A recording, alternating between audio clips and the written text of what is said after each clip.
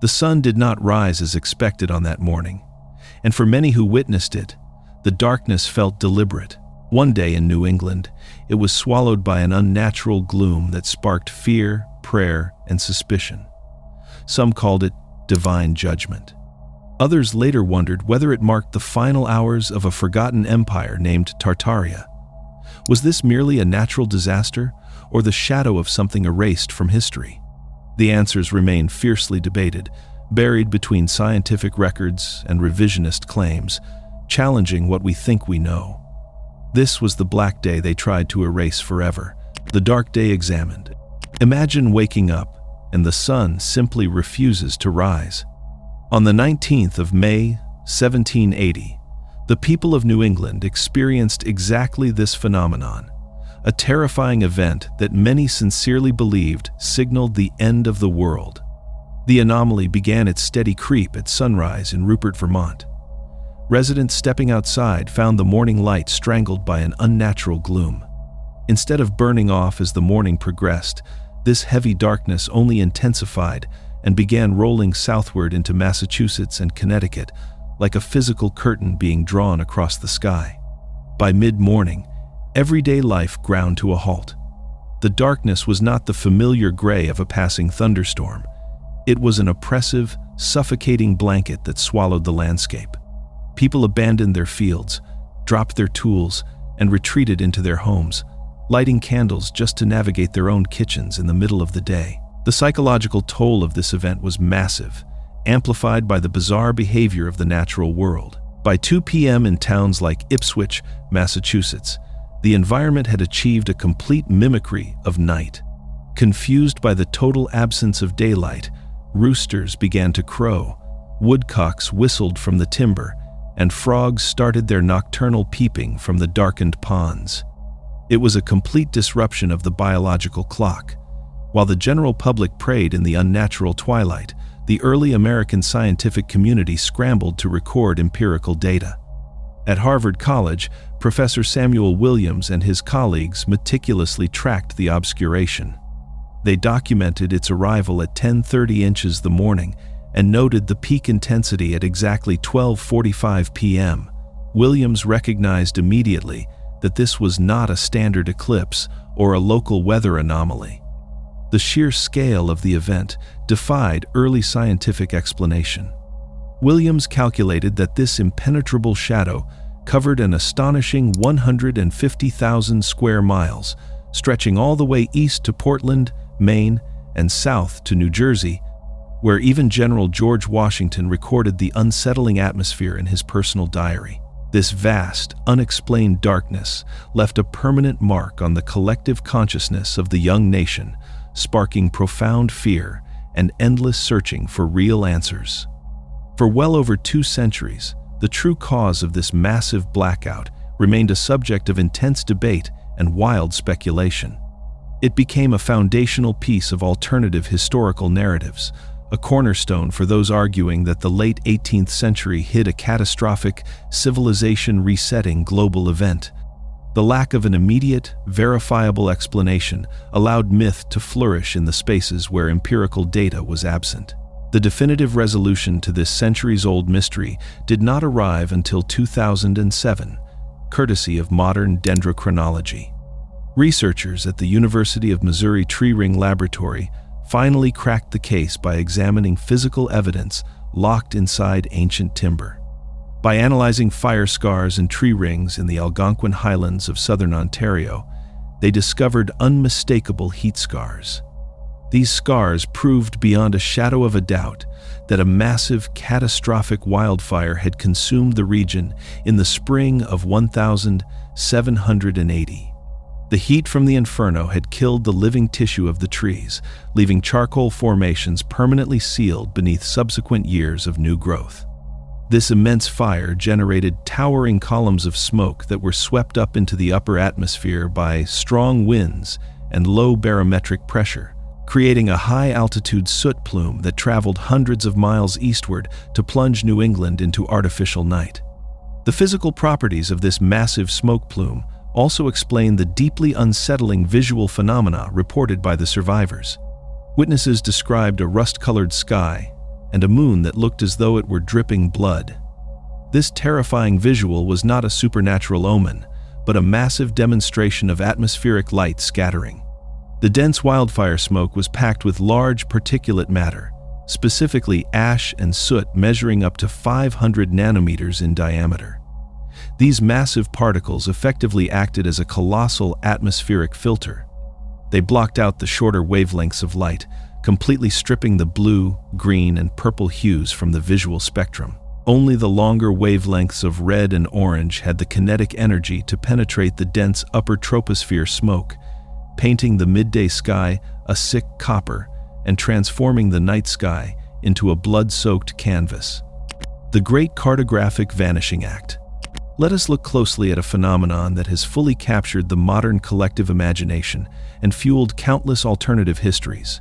You observe older maps of the world and see a massive, sprawling landmass stretching across the Eurasian continent, proudly labeled Tartaria. Then, you look at updated maps printed a century later and witness a complete void where sprawling nations should exist. It seems impossible for a colossal and thriving empire to seemingly vanish without a single trace, wiped entirely clean from the historical record overnight. This vanishing act is driven not by a massive global cover-up orchestrated by shadowy elites, but by the steady and deliberate evolution of human understanding and the brutal, violent realities of imperial expansion. To truly understand the nature of this dramatic disappearance, we must first look at exactly how the name originated. The label Tartaria was never the official title of a unified, centralized administrative state. Instead, it functioned as a massive cartographic placeholder. It was the European equivalent of writing "Here be dragons" over an impossibly vast and largely unexplored territory. When medieval Europeans first encountered the migrating nomadic tribes of the Asian steppes, they referred to them as Tatars. European scholars, projecting their own mythological fears onto an unknown and formidable people, strategically inserted an extra letter R into the name. This subtle linguistic shift deliberately evoked Tartarus, the deep abyss of torment and suffering in classical Greek mythology. They literally mapped their fear of the unknown onto the geography of the world. By the time cartographer Abraham Ortelius published his groundbreaking atlas in the late 16th century, he defined this immense region simply as the Kingdom of the Great Cham. This vague designation proved that European mapmakers were still trying to categorize the fractured, lingering remnants of the once mighty Mongol Empire. As the 18th century rolled into the 19th, the fog of geographic ignorance began to lift. The sweeping label of Great Tartaria did not vanish because an empire was destroyed, but rather because mapmakers finally acquired accurate data. We can compare this shift to a blurry photograph suddenly coming into sharp, undeniable focus. The empty blank spaces on the map were rapidly filling up due to the aggressive terrestrial expansion of two neighboring behemoths fighting for supremacy. The Russian Empire was relentlessly pushing eastward across the frozen expanse of Siberia, while the Qing dynasty was simultaneously consolidating its immense power to the north. These imperial ambitions required precise borders, not mythological placeholders. The definitive smoking gun of this cartographic transition is recorded in the bureaucratic paperwork of the era, specifically the diplomatic agreements that redrew the map of Asia. Under the heavy pressure of what historians call unequal treaties, including the Treaty of Aigun in the middle of the 19th century and the Convention of Peking shortly after, massive swaths of territory changed hands. The Qing dynasty was forced to cede an astonishing expanse of land, roughly 400,000 square kilometers of outer Manchuria, directly to the expanding Russian Empire. The area that older, less accurate European maps had vaguely labeled as East Tartary did not sink into the ocean or fall victim to a mysterious cataclysm. It was simply and legally absorbed through the permanent binding power of ink and paper. The triumphant Russian authorities immediately reorganized and rebranded their newly acquired territory as the Maritime Province, securing their strategic access to the sea. The maps changed because sovereignty changed. The erasure of the word from the globe represents a triumph of administrative precision over medieval superstition. When we trace the ink lines drawn by Victorian surveyors and diplomats, we do not find the ruins of a forgotten utopia. We find the documented rise of modern nation-states, claiming total dominion over the earth. After all, what is a map but a reflection of the authority held by those who wield the pen? The brutal reality of construction. A central pillar of the alternative timeline rests heavily on the massive neoclassical buildings of the 19th century. Looking at these colossal stone and iron monoliths, how could a simple horse and buggy society possibly engineer and build such breathtaking wonders?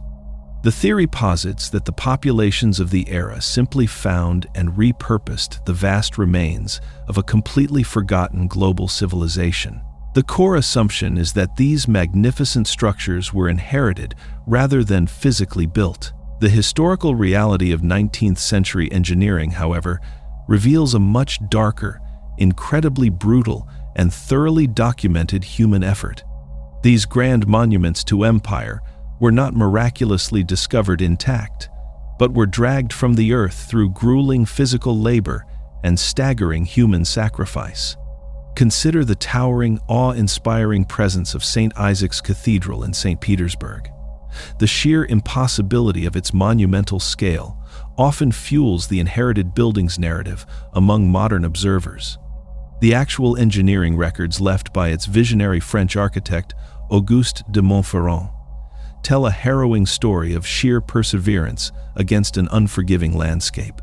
The magnificent cathedral took 40 grueling years of continuous, back-breaking labor to successfully construct and finish.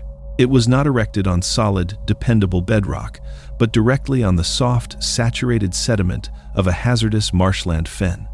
To stabilize a colossal structure weighing millions of pounds, thousands of laborers had to drive 25,000 massive timber piles deep into the unstable mud. On top of this vast submerged forest, they meticulously laid a massive 7.5-meter thick, solid mat of heavy granite and limestone. The staggering human cost is perhaps the absolute most sobering aspect of its legendary creation. The massive, brilliant dome that spectacularly dominates the city skyline required a highly dangerous mercury-based gilding process. The highly toxic vapors from this intricate procedure directly caused the agonizing, well-documented deaths of 60 helpless workers. We can easily compare the building of such historical monuments to modern space programs, demanding massive logistical supply chains, unyielding national will, and sometimes deeply tragic sacrifice. A completely different kind of architectural myth surrounds the 1915 Panama Pacific International Exposition in San Francisco. Stunning historical photographs from the era show a sprawling, impossibly grand metropolis widely known as the Jewel City, featuring majestic, soaring domes and sweeping, endless colonnades. These striking images are frequently presented as absolute, undeniable proof of an ancient, couped capital that was later deliberately destroyed to hide the uncomfortable truth. The surviving archival evidence actually reveals a truly fascinating, large-scale illusion.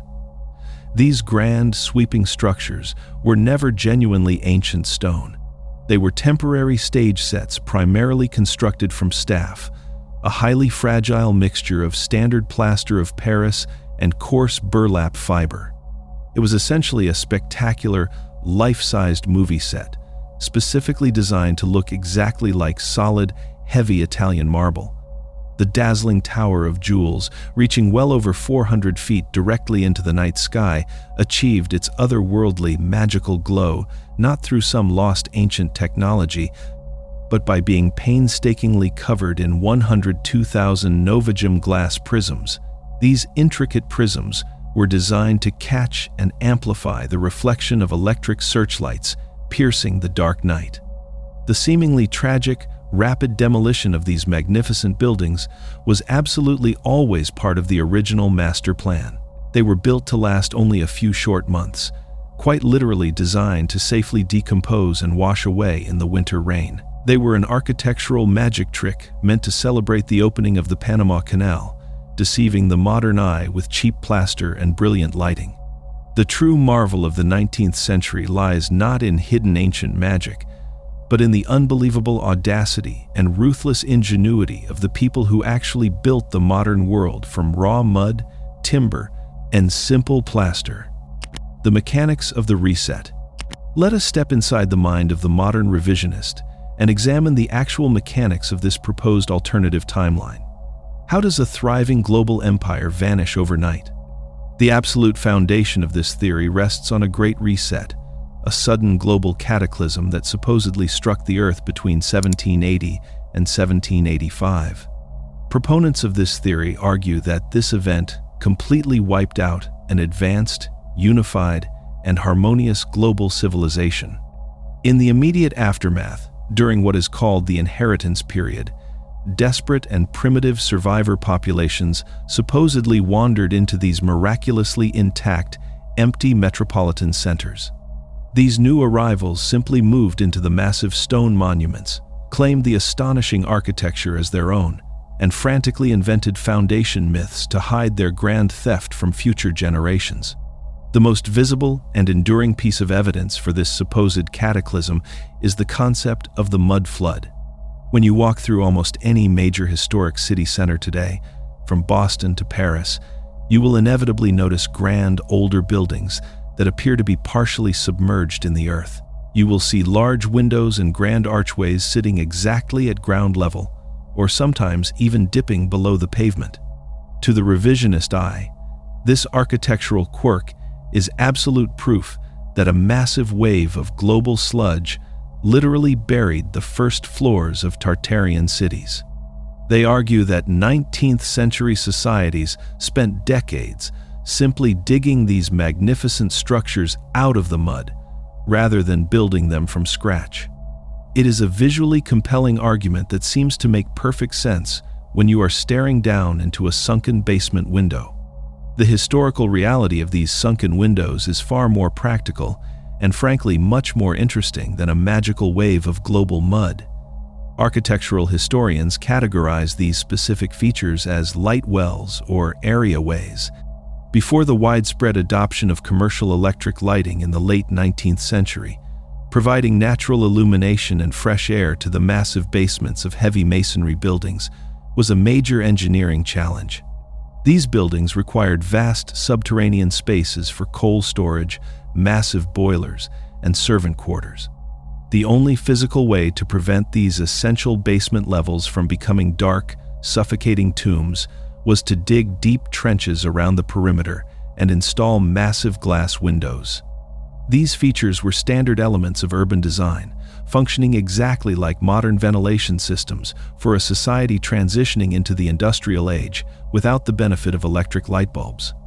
To truly understand how this architectural misunderstanding morphed into a massive global conspiracy, we have to trace the intellectual roots of the theory back to the 1970s. The core concept did not originate on modern digital message boards, but in the highly controversial work of a Russian mathematician named Anatoly Fomenko.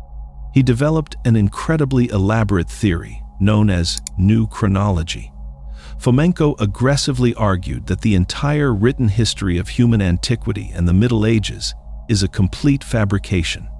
He claimed this massive historical forgery was deliberately orchestrated by jealous Western historians to hide the true existence of a magnificent globe, spanning Great Russian Horde Empire. Fomenko laid the intellectual groundwork by insisting that all of written human history is a lie designed to suppress a unified Eurasian superpower. Today, this concept has evolved far beyond its original political intent, yet the very institutions it seeks to elevate have thoroughly rejected it. The Russian Geographical Society has explicitly and publicly debunked the entire Tartarian conspiracy. They completely dismantle the theory using their own massive archives of open-source historical cartography. They demonstrate clearly that Tartaria appears on ancient maps simply because it was a standard, universally accepted European label for unknown Eastern lands, not because it was a suppressed and magical state. The gradual disappearance of the name from the map coincided perfectly with the expansion of geographic precision, completely refuting the wild fantasy of a Great Reset. The logistics of silence.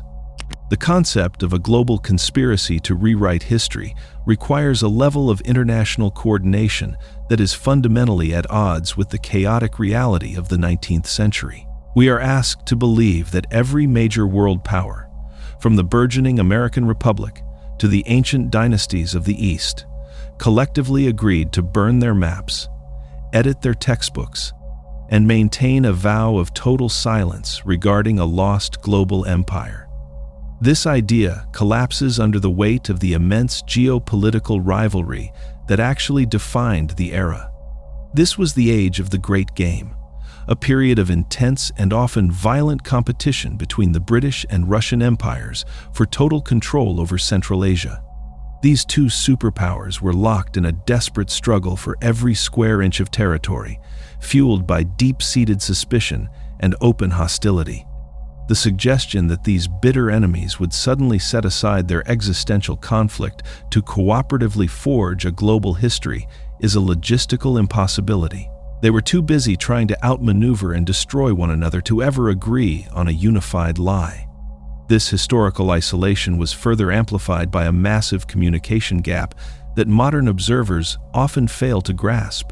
In 1780, the world was still physically disconnected. Information traveled only as fast as a horse could gallop or a ship could sail. When the Great Dark Day plunged New England into midday twilight, the inhabitants remained literally and figuratively in the dark about the cause. Without the benefit of the telegraph, there was no way for a farmer in Massachusetts to know that a massive wildfire was raging in Ontario.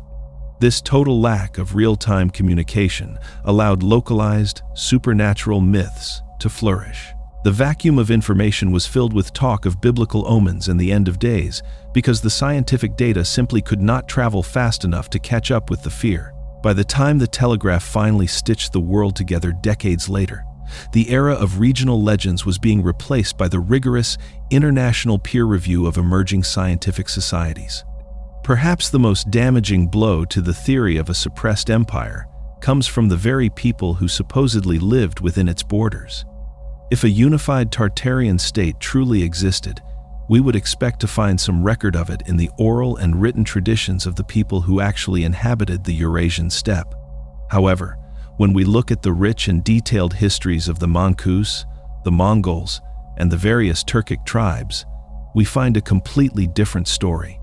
These groups possess their own vibrant linguistic traditions and historical chronicles that detail the rise and fall of specific, localized powers like the Jungar Empire.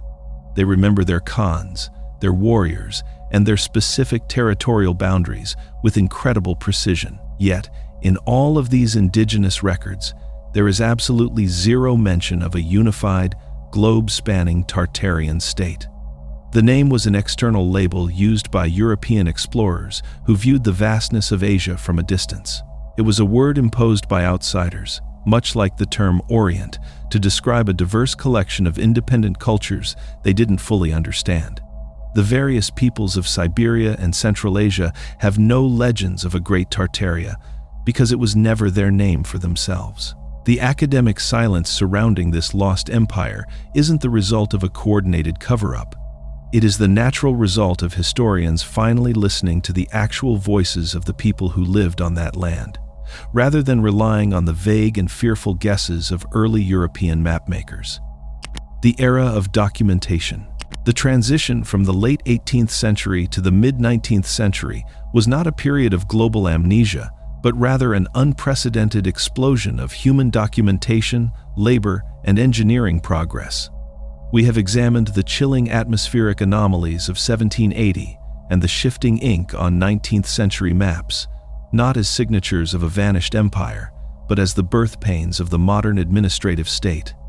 This era, often whispered about as a dark century of hidden cataclysms, was actually the moment when humanity moved from the shadows of superstition into the harsh, unyielding light of empirical reality.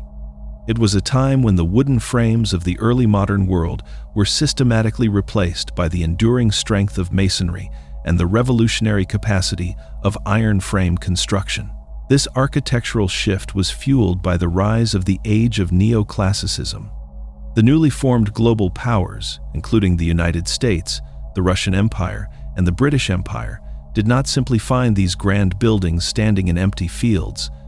They deliberately chose the soaring columns and massive domes of imperial Rome and Greece to wrap their young institutions in the borrowed legitimacy of the ancient world. They built these colossi from the ground up to project an image of eternal authority and stability during a time of rapid, destabilizing change. The staggering engineering required to manifest these visions is not a mystery of lost technology, but a matter of fundamental physics. When we look at the 3,155 meganewtons of force exerted by a structure like St. Isaac's Cathedral, the documented 25,000 timber piles driven into the Russian marsh are not an anomaly. They are a mathematical necessity. The building stands today not because of an inherited miracle, but because of a precisely calculated and brutal application of physical laws. The true legacy of the so-called Dark Century is not a carefully arranged series of partial truths or a coordinated cover-up. It is a massive, sweat-soaked record of human ambition and imperial competition. The 1920s did not inherit a world of ruins. They inherited a world that had been painstakingly mapped, measured, and built through the development of steam power, the telegraph, and advanced structural engineering. The 1780 Dark Day was a final, terrifying gasp of the early modern world's isolation, while the cartographic transitions that followed marked the definitive birth of our global society.